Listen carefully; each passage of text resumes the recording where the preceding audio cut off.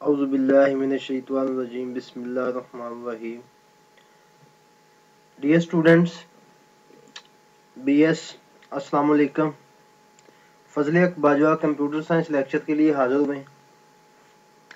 जिस तरह कि आपको पहले भी पता है, अकॉर्डिंग टू द आउटलाइन आज हमारा टॉपिक बनता है डाटा रिप्रेजेंटेशन। तो उसके वाले से आज बात होगी, डिटेल से बात होगी। तो हम स्टार्ट करते हैं। डाटा रिप्रेजेंटेशन क्या होता है?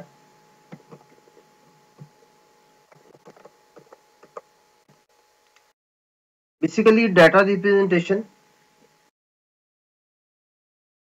कंप्यूटर एक इलेक्ट्रॉनिक डिवाइस है जो कि डिजिटल सिग्नल्स के साथ जो है वो वर्कआउट करती है। लाइक यू कैन से, आपके डिजिटल सिग्नल्स कौन से होते हैं हमने पहले थोड़ा सा डिस्कस किया था गालबन कंप्यूटर्स के रेलेवेंट के डिजिटल और एनालॉग। उसमें आपको क्लियरली पता होगा कि डिजिटल और एनालॉग के अंदर क्या डिफरेंस है। तो यहाँ पे भी बेसिकली थोड़ा सा वो मिलता जुलता कॉन्सेप्ट है कि digital signals that is on end of, यानी कि ऑन और ऑफ की category. Like you can say 0 and 1। ये जो 0 है ये रिप्रेजेंट कर रहा है ऑफ को, और ये जो 1 है ये रिप्रेजेंट कर रहा है ऑन को। तो इस तरह कंप्यूटर आपका जो सिस्टम होता है वो बाइनरी सिस्टम के तौर पे काम कर रहा होता है। तो बाइनरी आपको ऑलरेडी पता होगा कि बाइनरी हम डिनोट करते होते हैं 0 और 1। 0 और 1 डिजिट को हम बाइनरी के तौर पे कंसीडर करते हैं। तो ये बेसिकली दो डिजिट वो होते हैं जो जिनको हम बिट्स का नाम देते हैं कि ये हमारी ये बिट्स है। Now bits bits stands for binary digit. MCQs के अंदर आपको ये क्वेश्चन जो है वो आ सकता है, पूछा जा सकता है कि बाइनरी बिट किसका एब्रिविएशन है। तो binary digits, 0 1s, discrete structure, ये तमाम के तमाम वर्ड जो है वो इस बिट्स की कैटेगरी में आते हैं। So next is it is smallest unit of data. ये डाटा का वो यूनिट होता है जिसको हम सबसे छोटा यूनिट कह सकते हैं, इसको हम स्मॉलेस्ट कह सकते हैं। So collection of 8 bits is called byte. Last time हमने जब मेमोरी यूनिट्स को डिस्कस किया था तो वहां पे भी डिटेल से डिस्कस हुआ था मेमोरीज के रिलेवेंट। तो 8 बिट की जो कलेक्शन होती है वो क्या कहलाती है? वो बाइट कहलाती है, यानी कि like you can say 1 bite. तो अगर आप यहाँ पे नेक्स्ट देखें, 1 byte can represent 26 different characters. तो जो एक बाइट होता है वो 256 डिफरेंट कैरेक्टर्स को रिप्रेजेंट करता है। सो यहाँ पे देखें जी, रिप्रेजेंटेशन का पता चल गया आपको कि डाटा रिप्रेजेंटेशन क्या होती है। दोबारा थोड़ा सा एक ओवरव्यू करते हैं। जस्ट सिंपल इज दैट कि कंप्यूटर डिवाइस जो है वो आपको पता है कि एक बाइनरी के तौर पे काम करती है, बाइनरी नंबर के सिस्टम के तौर पे 0 1 की फॉर्म में जो है वो काम करती है, जिसको हम ऑन और ऑफ भी कह सकते हैं। बात समझ आ गई? ट्रू और फॉल्स की कैटेगरी में ये चीजें आती हैं। तो ये जो दो बाइनरी डिजिट होते हैं इसको हम 0 और 1 कहते हैं। तो bit stand for binary digit, ये स्मॉलेस्ट यूनिट होता है। उसके बाद 8 कलेक्शन ऑफ, अगर 8 बिट होती हैं तो हमारा 1 बाइट बनता है। तो 1 बाइट जो होता है वो 256 कैरेक्टर्स को रिप्रेजेंट करवाता है। बात की समझ आ गई यहाँ तक? नेक्स्ट मूव करते हैं जी। ये देखें, डाटा की जो रिप्रेजेंटेशन है ये जो होती है बिट की फॉर्म में। अगर आप यहाँ पे गौर करें तो ये देखें, ये एक बिट हो गया, ये दूसरा बिट, ये तीसरा, ये नंबर 4, ये 5, ये 6 7 और 8 बिट्स का मुकम्मल तौर पे क्या बन गया जी?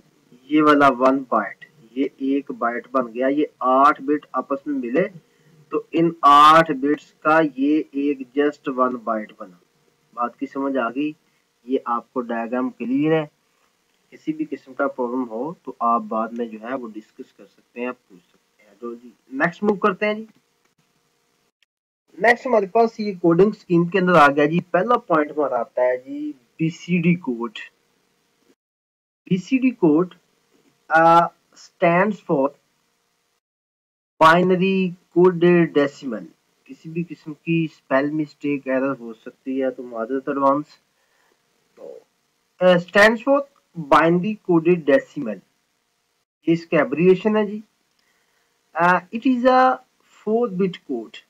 बेसिकली जो बीसीडी कोड होता है जिसको हम बाइनरी कोडेड डेसिमल का नाम देते हैं, ये 4 बिट पे कंसिस्ट कर रहा होता है। तो means that sorry, each decimal digit is represented by 4 binary digit। आपका जो हर डेसिमल डिजिट होता है वो आपका 4 बाइनरी डिजिट यानी कि 4 आपके पास 0 1 होंगे जिन पे वो कंसिस्ट कर रहा होता है। आगे मजीद आपको क्लियर हो जाएगा। सो आमतौर पे ये वाला जो बीसीडी होता है, ये जो स्टार्टिंग पे कंप्यूटर आए थे उनके अंदर जो है वो यूज होता था। डेफिनेशन की समझ आ गई है। नेक्स्ट जब हम इसकी देखते हैं, फिर देखते हैं तो वहां पे आपको क्लियर हो जाएगा। जी नेक्स्ट मूव करते हैं। आप फिगर की तरफ गौर करें। यहाँ पे लिखा हुआ है 8421। जस्ट आपने इसको देखना है, बाकी इसको छोड़ दें। ये वाला जो है 421 इसको भी छोड़ दें, 5421 इसको भी छोड़ देना। आपने जस्ट इसको देखना, ये वाली जो चीज है आपने इसकी तरफ गौर करना है थोड़ा सा।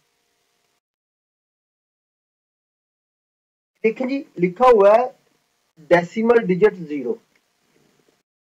आप अगर डेसिमल डिजिट 0 को आप गौर से देखते हैं तो 0 के बिल्कुल स्ट्रेट सामने देखें तो 4 0 लगे हुए हैं। के सामने 4 0 लगे हुए हैं। 8421 के नीचे 0 के सामने 4 जीरो जो है वो ये लगे हुए हैं, ये देखें। उसके बाद अगर 1 पे देखें तो यहाँ पे 3 0 है, 1 है। 2 का जो डेसिमल बन रहा है उसका ये जी 0010 है। ये 4 का ये आ गया, 5 का ये आ गया, 6 का ये आ गया, 7 का, 8 का, 9 का। अब आपके माइंड के अंदर कंफ्यूजन ये होगी, ये 01 तो नजर आ रहे हैं, ये आगे भी 0101 नजर आ रहे हैं, लेकिन ये कैसे ये कोडिंग जो है वो आगे हमारे पास इधर से जो है वो आई है। अब हम उसको देखते हैं, जरा आपने गौर करना है। ये 0 है, ऊपर लिखा हुआ 8421 यानी कि डेसिमल तक। देखें जरा, 0000 आ गया। 1 के अंदर 1 वाला बिट ऑन कर दिया, देखें ऊपर 1 है, नीचे 1 का बिट ऑन कर दिया। ये यहाँ पे 2 आ गया जी। आप इधर जाए तो 2 वाला बिट ऑन हो गया, ये देखिए ये 2 वाला उसने 1 करके ऑन कर दिया। आपको मैंने बताया था 0 का मतलब ऑफ और 1 का मतलब ऑन होता है। अगर आप 3 पे देखें तो 00, ये देखिए 2 वाला ऑन कर दिया और 1 वाला, 2 और 1 3 हो गए, ये 3 आ गया। 4 जी, आगे ऊपर देखें 4 वाला बिट ऑन कर दिया, ये देखिए 4 वाला बिट ऑन कर दिया, बाकी ऑफ है। 5 पे आ जाए जी, 4, ये 4 और यहाँ पे 1, 4 और 1 5, 5 वाला बिट जो है 2 बनते थे वो ऑन कर दिए। 6 पे आ जाए जी, ये देखें 4 और साथ में 2, 4 2 6 होते हैं, ये देखिए दोनों बिट ऑन कर दिए 6 के लिहाज से, बाकी दोनों ऑफ है। 7 जी, 7 पे 4 का किया ऑन, 2 का किया, 4 2 6 और अगेन इसके बाद 1 का कर दिया। कितने बन गए जी, 7 हो गया। नहीं जी नेक्स्ट 8, 8 वाला जस्ट अकेला यहाँ पे 8 लिखा हुआ है, 8 वाला बिट ऑन हो गया। 9 जी, ये 8 और ये 1 वाला बिट जो है ये ऑन कर दिया। तो ये बेसिकली बन गया जी हमारे पास, ये आपको जैसे जिस तरह बताया था BCD code, binary coded decimal system की ये हमारे पास डायग्राम है जिसको आपने अपने माइंड के लिए रखना है। आगे 10 आता है यानी कि 15 तक जाएगा, ये 15 तक जाएगा। देखना 8 4 12, 12 2 14 1 15, 15 तक जो है वो आपका ये जाएगा। ये नेक्स्ट मूव करते हैं जी। नेक्स्ट हमारे पास आ गया जी EBCDIC code. Basically EBCDIC code stands for extended binary coded decimal interchange code. इसका एब्रिविएशन हो गया जी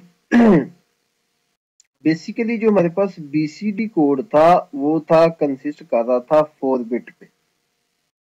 अब इसकी उससे डबल बिट हो गई है, जरा गौर करना है, फार्मूले के अकॉर्डिंग आपने इस क्वेश्चन को अपने माइंड के अंदर रखना है।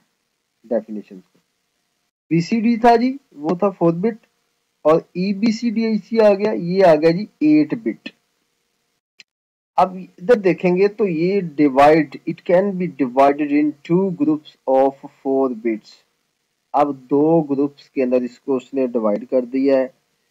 EBCDIC डेवलप्ड बाय IBM, ये IBM एक हमारे पास कंपनी थी, इंटरनेशनल बिजनेस मशीन जो थी, इसने जो था वो इसको जो था डेवलप किया। So it is commonly used in, आमतौर पे ये मेन फ्रेम कंप्यूटर के अंदर ये कोडिंग जो है वो यूज होती है। EBCDIC जो कोडिंग है ये आमतौर पे मेन फ्रेम कंप्यूटर्स के अंदर यूज होती है। Can represent 256 characters. ये जो है, ये जो EBCDIC है ये आमतौर पे 256 कैरेक्टर्स जो है उनको रिप्रेजेंट करती है। बात की समझ आ गई यहाँ तक? यहाँ पे इसका एब्रिविएशन आ गया जी। नेक्स्ट इसकी 8 बिट, 2 ग्रुप्स के अंदर 4 बिट का होता है। IBM ने इसको डेवलप किया और उसके बाद ये मेन फ्रेम कंप्यूटर के अंदर यूज होती है आमतौर पे, और 256 कैरेक्टर्स रिप्रेजेंट करवाती है। इन ये कंसेप्ट है इसके में। एंड जी नेक्स्ट मूव करते हैं। अब हाँ जी, अब हमने EBCDIC का कोडिंग देखनी है, जरा गौर करनी है। आमतौर पे EBCDIC के अंदर यहाँ पे आपको बताया था कि 256 कैरेक्टर शो करवाती है। लाइक यू कैन से, आप ये स्पेशल कैरेक्टर है जिस तरह ये लेस देन लिखा है, इसका EBCDIC ये कोड बनता है।